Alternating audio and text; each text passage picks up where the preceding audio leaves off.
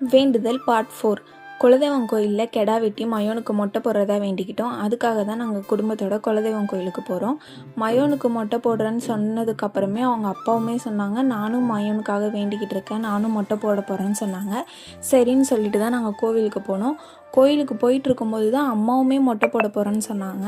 அம்மாவுமே மயோனுக்காக வேண்டிக்கிட்டு இருந்திருக்காங்க. நான் அம்மான்னு சொன்னது வேறு யாரையும் இல்லை, என் ஹஸ்பண்டோட அம்மாவை தான். கல்யாணம் ஆனதுலேருந்து இப்போ வரைக்கும் நான் அத்தைன்னு அவங்கள கூப்பிட்டதில்லை, அம்மான்னு மட்டும்தான் கூப்பிட்றேன். அது என்னவோ எனக்கு அத்தைன்னு கூப்பிடவே தோணலை. மயோனுக்கு மொட்டை அடிக்கும்போது தான் 3 பேராலேயே சமாளிக்க முடியல, ரொம்ப கஷ்டப்பட்டோம். ஒரு வழியாக மயோனுக்கும் மொட்டை அடித்து அதுக்கப்புறம் அம்மாவும் என் ஹஸ்பண்டும் சேர்ந்து மொட்டை அடிச்சிட்டாங்க. அதுக்கப்புறம் பொங்கலெல்லாம் எடுத்துகிட்டு போயிட்டு உள்ளே சாமி கும்பிட்டுட்டு வந்துட்டோம். லாஸ்ட் டைம் குலதெய்வம் கோயிலுக்கு போனப்போ கூட்டம் இருந்ததுனால நாங்கள் உள்ளே போய் சாமியை பார்க்க முடியல, வெளியே இருந்தே சாமி கும்பிட்டுட்டு வந்துட்டோம். இந்த டைமும் கூட்டம் இருந்துச்சு, எப்படியும் நாங்கள் வெயிட் பண்ணி சாமியை பார்த்துட்டோம். கல்யாணம் ஆன 4 வருஷத்தில் எங்கள் குலதெய்வத்தை இப்போ தான் நான் கிளியராக தெளிவாக அழகாக அவங்கள நான் பார்த்தேன்.